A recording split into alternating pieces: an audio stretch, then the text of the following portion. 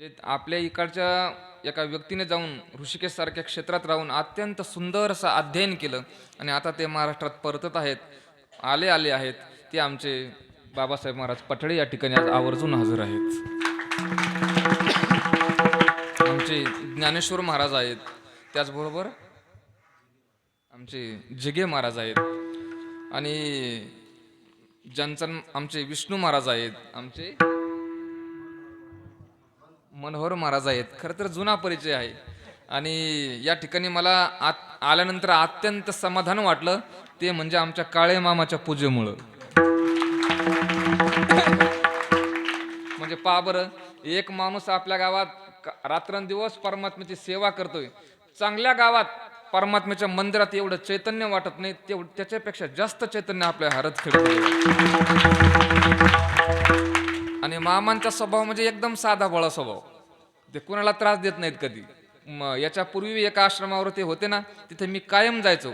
तर उठल्यापासून तर झोपेपर्यंत काय लागतंय कायम हजरच. आता इथे सुद्धा मी आल्यानंतर आल्यापासून पाहतो, इकडे चला तिकडे चला तिकडे चला तिकडे चला. हो, म्हणून अशा माणसांना आपण गाव संपूर्ण गाव जपतंय. सर्व गावांना धन्यवाद. सर्वच कमिटीच्या वतीने मला हे या ठिकाणी आमंत्रण दिलेलं आहे. सर्वच पुरुष वर्ग आणि सर्वच आमच्या माता भगिनी. खरं तर जिथं जावं तिथं माता माऊल्यांची संख्या जास्त आहे. जिथं जावं तिथं आणि बसतात पुन्हा व्यवस्थित एका याच्यात. आणि पुरुष मंडळी एक इकडं तर एक तिकडं तर एक तिकडं तर तरी त्या मानाने इथं बैठक ठीक आहे. फक्त आता हे पुढे जे बसलेले बालगोपाळ आहेत ना, यांना थोडी बडबड करायला लागले की थोडं दापत जा. आता हे इथं बसलेत, हा, फक्त उद्याच्या येताना एक मोठी काठी घेऊन या. आहे की नाही?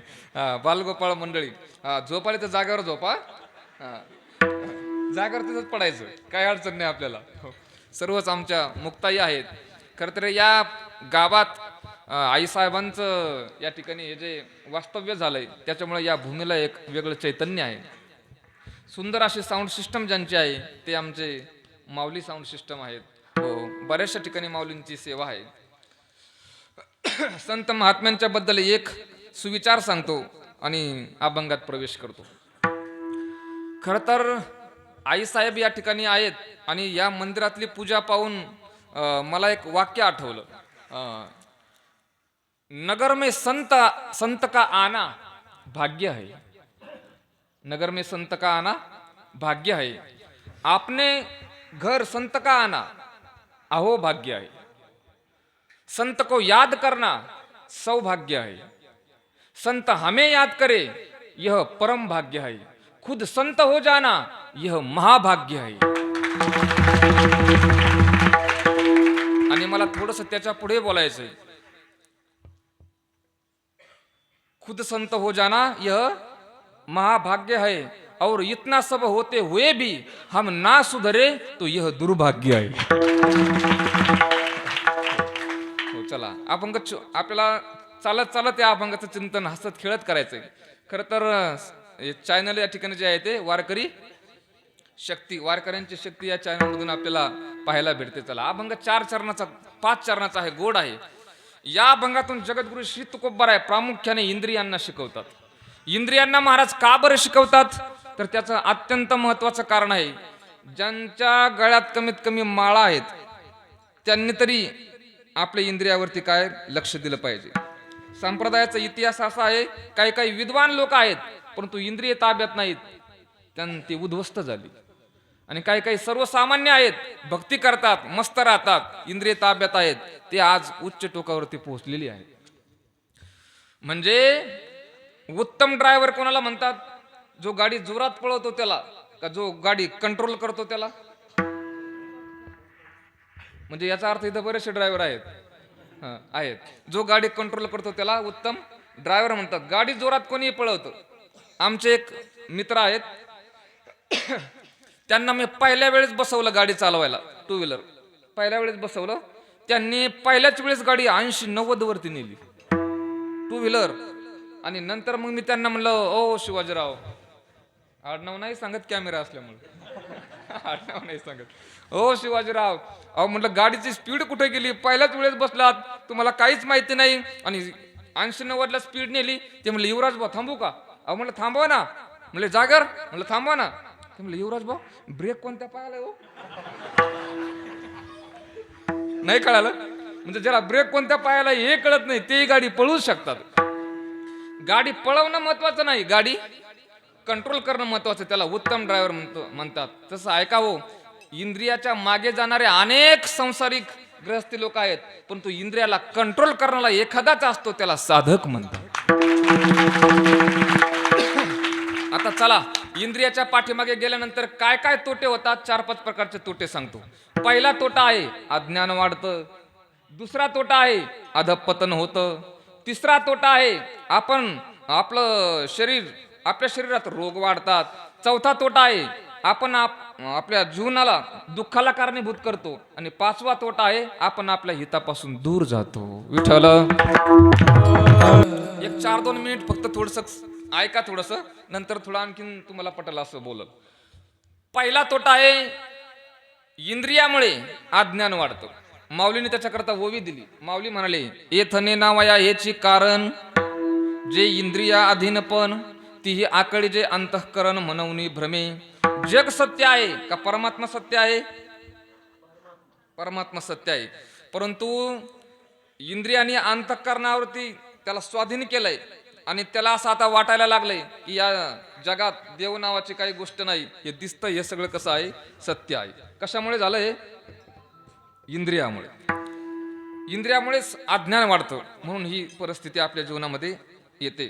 दुसरं कारण आहे इंद्रियामुळेच आपलं अधःपतन होतं.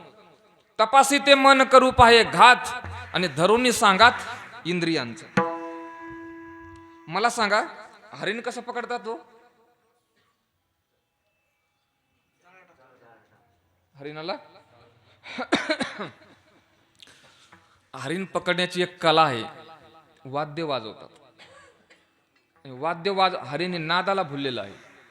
आम्ही कोरोनाच्या कालावधीत अशोक महाराज एका डोंगरावरती राहिलो. बीड जिल्ह्यात एक डोंगर आहे, त्या डोंगरावरती राहिलो. मुलं प्रॅक्टिस करायचे, तर त्या हरिण आमच्या जवळ यायला लागलं. नुसतं जवळ नाही आलं, इतक्या जवळ आलं ते नंतर मृदंगावरती डोकं ठेवायचं. म्हणजे माझ्याकडे फोटो आहेत हा. नंतर ते कणिक काढलेले असते ना मृदंगाची, ते कणिक खायला लागलं. नंतर ते आमच्यासोबत जेवण करायला लागलं. आणि नंतर त्याला एवढा आमचा लळा लागला, ते झोपायला बी आमच्याच रूम मध्ये, ते बाहेर जातच नव्हतं. म्हणजे कशा करता झालं हे सगळं? आमचे मुलं मृदंग वाजवायचे, त्याला ते भुललं आणि आमच्या जवळ यायला लागलं. हरिण पकडतात म्हणजे त्याला वाद्य वाजवतात. हा, बरं चला, मासे कसे पकडतात हे बरं लवकर आलं. हरिण कसं पकडतात हे नाही सांगता आलं, पण तो मासे बरोबर सांगता आले. चला, काय लावतात त्याला? जाळ. परंतु नुसतं जाळ लावून नाही जमत, त्याला आमिष लावावं लागत. आणि ते आमिषाचे तुकडे तुकडे करावे लागतात म्हणे. मी काय धरलं नाही, पण मी वाचलेलं आहे. तुकडे तुकडे करावे लागतात. आणि मग ते तुकडे त्या आमिष त्या माशाला सांगतं, मत आव मेरेले, मैं आधा हुआ तेरे लिए, तो आता है मेरे लिए, तो ऊपर खड़ा है तेरे लिए. अरे याला नका बाबा टाळ्या वाजू यार न. इथं मासो मरायला लागला तुम्ही. बरं असू द्या, तुम्ही आनंद घेता, काय अडचण नाही. सध्याला प्रॉब्लेम हा एक महाराष्ट्रात सध्याला चालू. कोणता? कोण कोणाला क्या बात आहे म्हणून सांगताच येत नाही. आता आमच्या गुणवंत मंडळीला हे कळलं, आणि कोण कोणाला गुरुजी म्हणलं हेही सांगता येत नाही. आनंदीत एका विद्यार्थ्यांनी दुसऱ्या विद्यार्थ्याला गुरुजी म्हणाला, जय हरी गुरुजी. मी त्याला म्हणलं, का रे तू येतं एवढा काय धोरणातला माणूस नाही, तू त्याला गुरुजी कस काय म्हणला? तू म्हणे काका त्याला थोडं पुढं जाऊ द्या. मग तो पुढे गेला. म्हटलं सांग बरं कस काय त्याला तू गुरुजी म्हणला? तो म्हणला, काका हे 1 नंबरचं मूर्ख आहे. अरे म्हणलं पण गुरुजी कस काय म्हणला? तो म्हणला, एवढ्या लोक देखत त्याला मूर्ख म्हणता येत नाही म्हणून गुरुजी म्हणलो.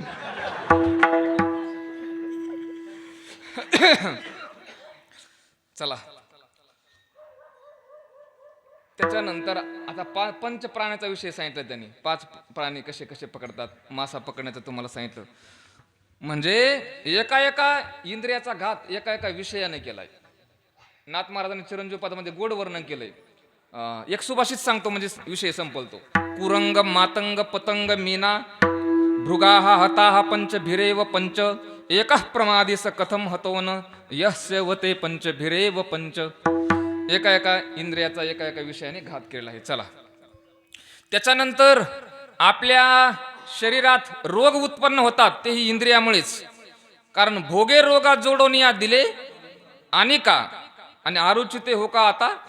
हा, कारण इंद्रियामुळे चित्त खोटे चालीवरी रोग भोगाचे अंतरी आणि रसना अनावरी तुका म्हणे टिंब टिंब वाहे.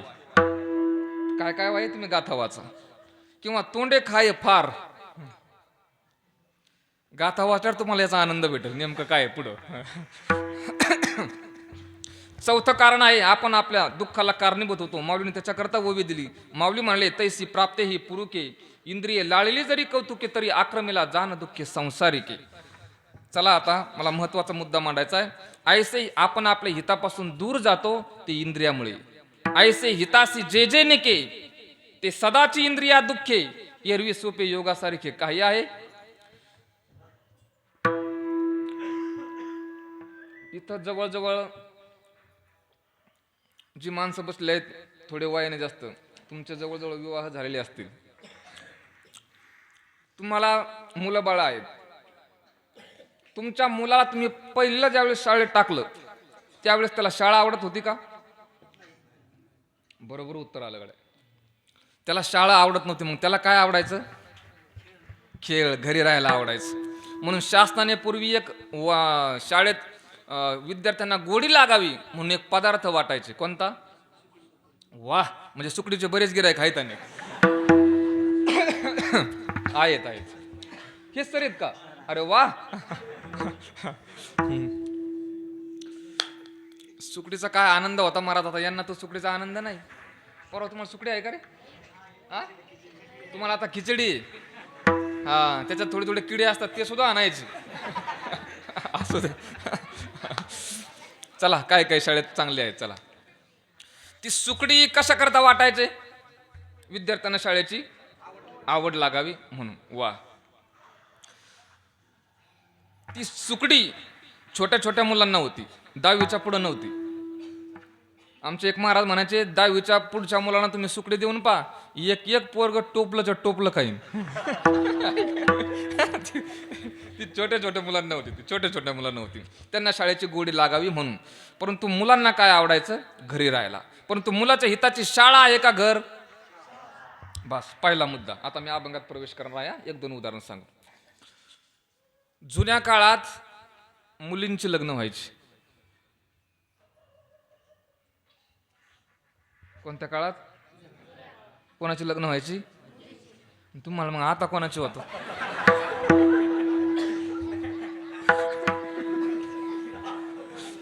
आता कोणाचे होतात तुम्ही तुमचं पाहून घ्यावं.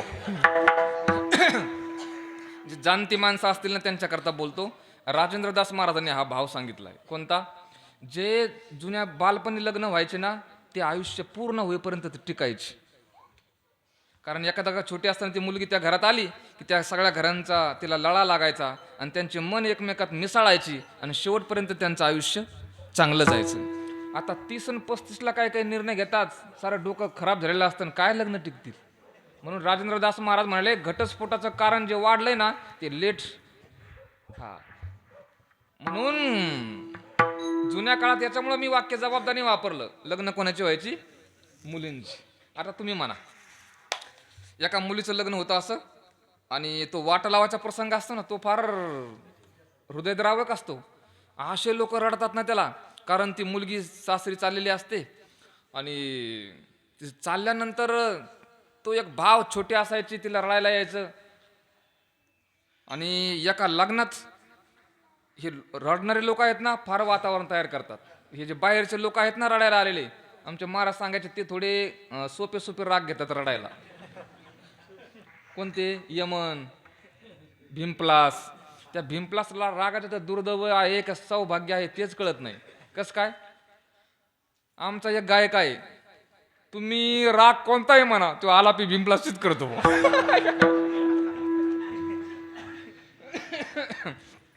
दुसरे एक गायक होते संगमनेरला पवार महाराज. पुढच्यानी भैरवी म्हटली आणि हा पुढच्याने भैरव म्हटला सकाळचं कीर्तन आणि मागच्याने डायरेक्ट भैरवी सुरू केली. तो म्हटला ए भाऊ अरे हा भैरव आहे पण मागचा जरा मजबूत होता. तो म्हणला तू तुझं म्हण मी माझं म्हणणार आहे.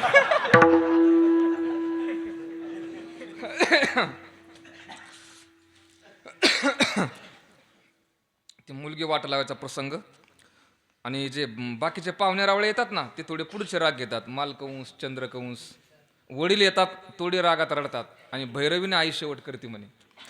मग एका मुलीचा प्रसंग आमचे एक मित्र आहेत लोगावचे त्यांच्या मुलीच्या पुतणीच्या लग्नाला मी गेलो. जवळ कीर्तन होतं. ते म्हणले चला युवराजबाईला वाटा लावून तुम्ही जा कीर्तनाला.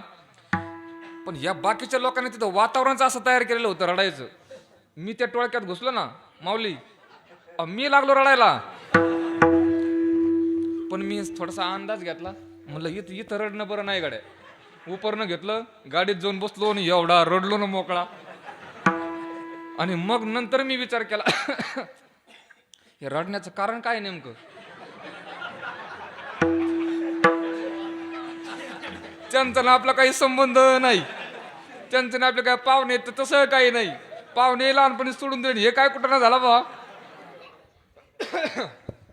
मग नंतर मी थोडा शांत झालो. नंतर कीर्तनाला गेलो. तेव्हापासून मी वाटायला जात नाही. ते जातच नाही मी ते. हा मी मुद्दा कशा करता सांगितला तिला वाईट वाटायचं कारण ती छोटी असताना तिला माहेर आवडायचं का सासर. हा माहेर आवडायचं वा. हा तुम्हाला आणखीन आवड राहिलं बाकी तरी सांगू राहिलं तुम्ही. वा माहेर माहेर आवडायचं. आता 2 उदाहरण झाले. हा आपला मस्त साधं साधं आज तुम्हाला कळण असं बोलतो. मुलांना शाळा आवडते का घर. पण त्याचं हित शाळेत आहे का घरी. शाळेत. पहिला मुद्दा. मुलीचं हित सासरमध्ये आहे का माहेरमध्ये. सासरमध्ये हित आहे. कारण माहेरात जर मुलगी लग्न झाल्यावर राहिली तर बाकीचे लोक संशय घेतात आणि तिच्या वडिलाला त्रास होतो. म्हणून जुन्या काही म्हाताऱ्या अशा होत्या त्यांचा शेवट झाला परंतु सासरमध्ये. आता मला प्रवेश करायचा या भंगात. आपण मानवी जन्माला आलोय. आपला हित संसार करण्यात आहे का परमार्थ करण्यात.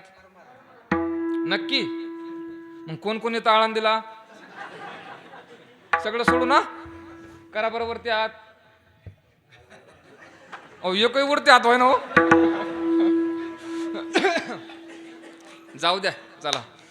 आपलं हित खरं जर कशात असेल तर ते परमार्थ करण्यात आहे. म्हणून जगद्गुरु श्री तुकोबराय इंद्रियांना शिकवतात त्याच्याकरता. पहिलं शिकवतात वाणीला अभंगाच्या पहिल्या चरणात. घेई घे माझे वाचे घेई घे माझे घेई घे माझे वाचे घे माझे वाचे घेई घे माझे वाचे घेई घे माझे वाचे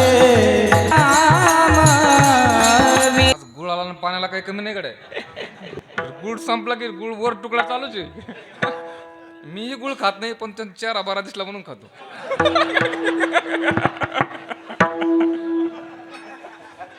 मी नाही खात बा गुळ. कारण आमच्या एका महाराजांनी कीर्तनात सांगितलं होतं, तेव्हापासून मी सावध झालो. मला नाही घडलं ते पण ते म्हटले. ते काय म्हटले असं.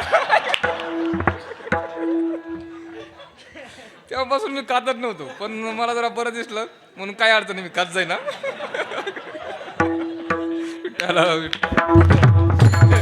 झाला तरी ते मोकळ्या मनाचे असतात तेही असतात. म्हणजे काही काही असे खडूस असतात ना काही जर त्यांना थोडंसं काही बोलत निघून जातात ते. हा आता त्यांनी आता असं केलं पण असं केलं खाली इतकून नाही केलं. महाराज बारीक लक्ष द्यायला होता. मी इकडे पाहतो तरी मला लक्ष होतं ना इकडे.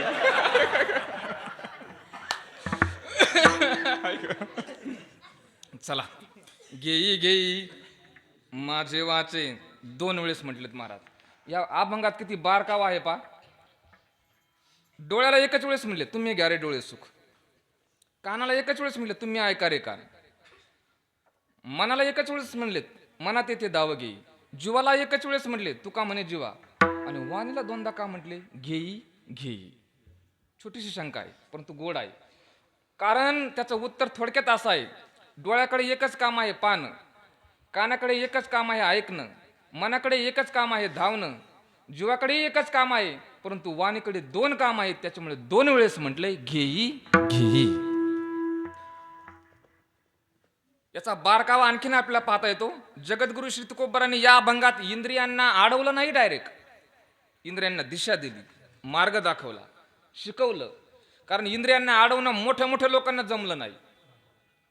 त्याच्याकरता ओव्या किती, जे सारसाई बिघडता होय वावणे वत्स काढिता का भानुंग दौडिता भान यावरुनी तैसे माये पुढणी बाळक काळे नेता एकुलते एक होय का उदक तुटता मिना तैसे विषयांचे घर इंद्रिया सांडिता थोर युगांतू होय ते वीर विराग साथ. एखाद्या आईचा मुलगा काळाने तिच्या समोर चालल्यानंतर तिला किती दुःख होतं, तेवढं साधकाला दुःख होतं. म्हणून इंद्रियांना अडवणं सोपं नाही. म्हणून तुकोबराने अडवलं नाही, त्यांना काय दिली? दिशा दिली. विठ्ठल वेळेस म्हटलंय घेई घेई. याचा आणखीन एक भावार्थ आहे. पूज्य मुरारी बापूंच्या मुखातून मी ऐकलेला होता. बापूजींनी असं सांगितलं होतं एका कथेत. ते म्हणाले, या देशाने नाही, या जगाने जर वाणीवरती ताबा ठेवला ना, तर या जगातले दोन कामं कायमचे बंद करावे लागतील. ते दोन कामं असे आहेत. जगाने वाणीवरती ताबा ठेवला तर दोन कामं बंद करावी लागतील. ती दोन कामं असे आहेत. पहिलं काम आहे ते म्हणजे लोकांनी वाणीवरती ताबा ठेवला तर दवाखाने बंद करावे लागतील, आणि वाणीवरती ताबा ठेवला तर या जगातले कोर्ट बंद करावे लागतील. लोकांना बोलायचं कळाना म्हणून कोर्ट चालू आहेत, आणि लोकांना खायचं कळाना म्हणून दवाखाने चालू आहेत. अहो काय काय लोक काय खातात, बापरे बाप बाप. म्हणजे खाऊ नये असा या मताचा नाही मी, पण थोडा अंदाज घ्या ना. आमचे एक महाराज विनोद करत असतात. कोणता? देवाने देताने आपल्याला पोट दिलंय, देवाने देताने आपला पोट दिलंय, त्याचे डेरे आपण केले. कोणी केले? एखाद्या तरी मला दाखवा की जन्मताच त्याला ढेरी होती अशी.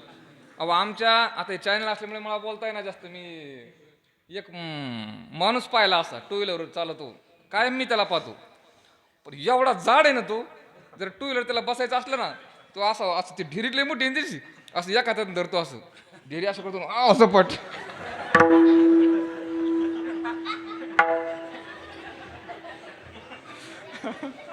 म्हणजे तुम्ही साक्षात पाहिल्यावर कळन तुम्हाला. म्हणजे काय अवघड आहे बा. मी म्हटलं वैकुंठवासी इंगळे महाराज सांगायचे, एक माणूस त्याचं हॉटेल होतं म्हणे मोठं, आणि तो हॉटेलवरती गेला की त्याची ढेरीची एवढी मोठी होती. त्याने स्पेशल एक गल्ला आहे ना, एक कप्पा आहे ना, तो स्पेशल एक ढेरीसाठी केला होता आणि एक पैशासाठी केला होता. ते गेलं का पहिले ढेरी जायला असं आपटून द्यायचं, आणि मग ते पैसे काय असते असे काढायचे. म्हणजे थोडा आहार आपला थोडा ताब्यात ठेवला पाहिजे. विठ्ठल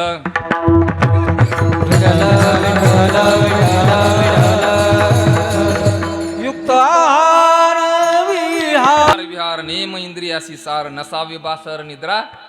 आता हे प्रमाण मी संप्रदायात पाहतोय, बरीचशी लोक म्हणतात, परंतु फक्त ते म्हणतात. हे प्रमाण फक्त कीर्तनकाराने, गायकाने नाही. काय काय कीर्तनकाराने फक्त हे प्रमाण सांगण्याकरता ठेवलंय. युक्त आहार म्हणतात, ढेरी कुठे चालली. पण चला, लोकांनी जर खाण्यावरती एक म्हणजे सत्य घडलेली घटना आहे, त्या पंक्तीत आहेत ते लोकही जिवंत आहेत, ज्याची पंगत आहे तेही जिवंत आहेत, आणि ते महाराजही जिवंत आहेत, फक्त नाव सांगत नाही. आपण आता जेवण आपलं शेवटला आलं. इकडे भात अगोदर घेतात का नंतर? शेवट घेतात ना भात.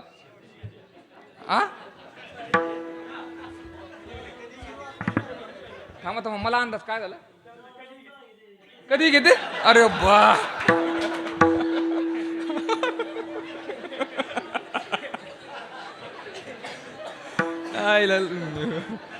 म्हणजे मोकळं काम आहे त्यांचं. म्हणजे त्यांचा चेहरा पाहून मला एवढा आनंद झाला. कधीही घेते.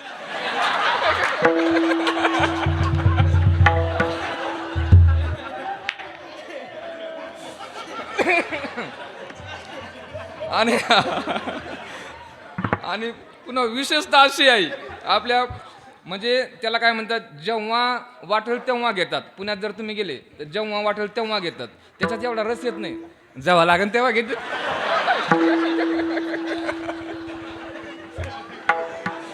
म्हणजे तो चेहऱ्याचा हावभाव आणि भाषा असं एवढा आनंद वाटतो ना याचा. विठ्ठल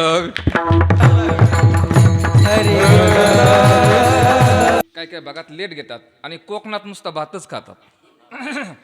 पण आता इकडे बार्शी जवळ ती पंगत होती आणि आता भात शेवटला तिकडे घेतात. भात घ्यायचा असा की घर मालक आला, घडलेली घटना या, आणि तो म्हणाला, महाराज एक गरम गरम पोळी आहे, घ्या ना.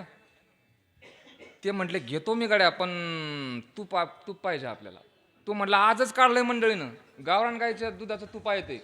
म्हटले, आणा. एक पोळी घेतली, गरम खाल्ली. परत आला घर मालक, महाराज आणखीन एखादी घ्या ना. ते म्हटले, आणा ना,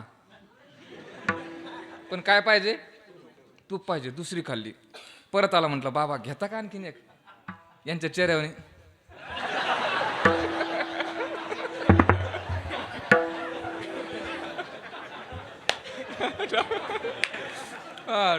टाका म्हणले, टाका. अशोक महाराज, घडलेली घटना. त्या महाराजांनी किती पोळ्या खाल्ल्या असतील आताच वाढून सांगा, म्हणजे वेळ जाणार नाही. 14 कोण म्हटलं तुम्ही, काय मान हा, म्हणजे आहे काय तसं, इकडं कोणी आहे.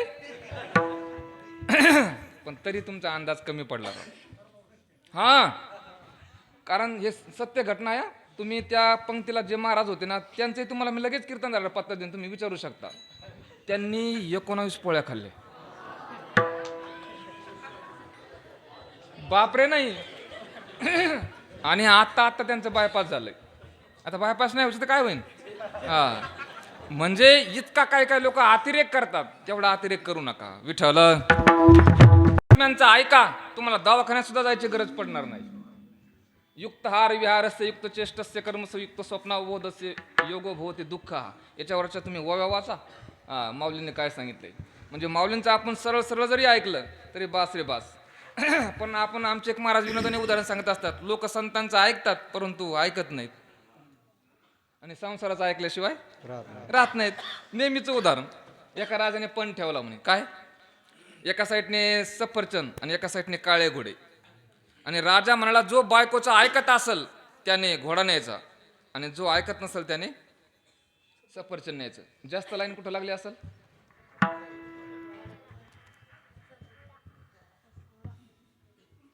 जो बायकोचा ऐकत असेल त्याने घोडा न्यायचं, या अगोदर ध्यानात ठेवा.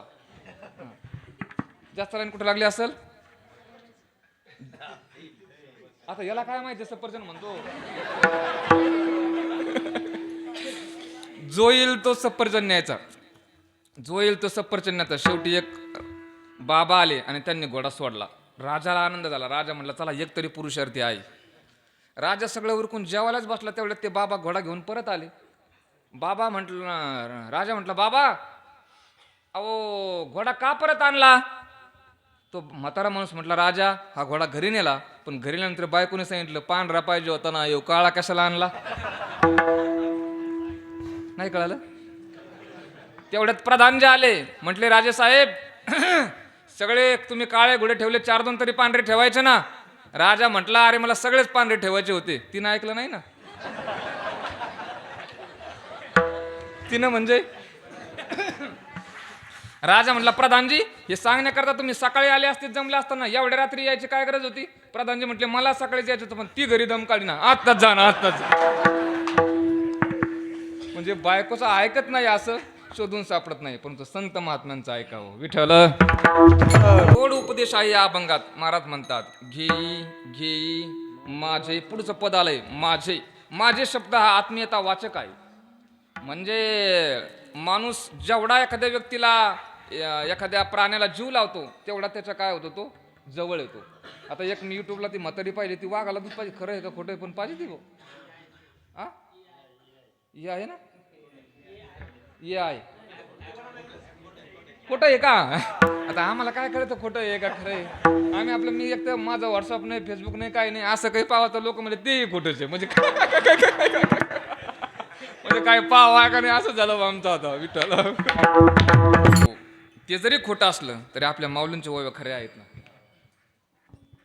विष की आहारी पडे समुद्री पायवाट जोडे आणि एकी वाग्ब्रह्म थोकडे अभ्यासे केले. व्याघ्र सर्प प्रांजळे केले की काय तिची सुरुवात. अगा अभ्यास योगू म्हणे जे तू हा एकू जाणे येणे काही न निपजे ऐसे नाही. विठ्ठले एका गती अंतराळे आणि व्याघ्र सर्प प्रांजळे केले. अभ्यासाने आपण प्रेमाने सगळे काही गोष्टी करू शकतो. घेई घेई माझे. अहो तुम्ही बैल पाणी पाजताना शेतकरी लोक तरी सुद्धा मी असं ऐकलं बा बैल पाणी पाजत असताना शिट्टी वाजवतात आणि शिट्टी वाजवलं की बैल जास्त पाणी पितो. बरोबर ना. किती पायाचा. 4 पायाचा. आणि काय काय म्हणजे 2 पायाचे बैल आहेत का काय इकडं. काही काही लोक ते असे तोंडाने आवाज काढतात वेगवेगळे प्रकारचे आणि त्याने ती काय आहे ती आत्मीयता आहे थोडक्यात. म्हणजे ही माझे शब्द हा आत्मीयता वाचक आहे. घेई घेई माझे वाचे गोड नाम विठोबाचे विठ्ठल. नाम आपण काय करायचं रात्रंदिवस मुखा वाटे घ्यायचं. खरं तर एक भाव सांगतो आणि आता पुढच्या चरणात प्रवेश करतो. जाणती माणसं जी आहेत त्यांच्या लक्षात येईल. या जगात अमृताचे ठिकाणं 5 सांगितले. अमृत जिथून तयार होतं ना ते 5 ठिकाणं आहेत. कोणते. आबधव विधव वधुमुखे फनिनाम निवासे स्वर्गे. आबधव म्हणजे समुद्रातून निघतं 14 रत्नापैकी एक निघालेलं आहे. विधव म्हणजे चंद्राजवळ आहे. वधुमुखे स्त्रीच्या ओठात आहे. फनिनाम निवासी नागाच्या फणीत आहे एक कथा आलेली आहे. आणि स्वर्गे स्वर्गात आहे. 5 ठिकाणं अमृताचे आहेत. हे कवी लोकांचं मत आहे. परंतु आमचे संत महात्मे म्हणाले अरे नाही त्यांच्याजवळ खरं अमृत नाही. म्हणाले कसं काय. समुद्राजवळ जर अमृत असतं तर मग तो खारट कसा. चंद्राजवळ जर अमृत असतं तर मग त्याला क्षय कसा. स्त्रीच्या ओठात जर अमृत आहे तर मग त्याचं सेवन करणारा पती मरतो कसा. नागाच्या फणीत जर अमृत आहे तर विष वोगतो कसा. स्वर्गात जर अमृत आहे तर मग तिथून पतन होतं कसं. यांच्याजवळ कुणाजवळच अमृत नाही. अमृताचं ठिकाण फक्त या जगात एकच आहे आणि ते ठिकाण म्हणजे भगवत भक्तांचा कंठ आहे. आता श्लोक सांगतो. कवी लोकांचं मत. आबधव विधव वधुमुखे फनिनाम निवासे स्वर्गे सुधा वसती वै विबुधा कवयो वदंती. परंतु आमचे संत महात्मा म्हणले अरे नाही. क्षारात क्षयात पतिमृतत्वात गरलम पतंतम सुधा वसती वै विबुधा कंठे सुधा वसती वै विबुधा भगवत जनाना. म्हणून हे परमात्म्याचं गोड असणारं नाम आपण घ्यायचं. म्हणून घेई घेई माझे वाचे गोड नाम विठोबाचे. पहिलं शिकवतात वाणीला. परंतु कोणत्याही क्षेत्रात आपल्याला नुसतं एकमताने काम होणार नाही. त्याच्याकरता बहुमताची गरज आहे. बहुमताकरता शिकवतात. दुसरं शिकवतात डोळ्याला अभंगाच्या 2ऱ्या चरणात.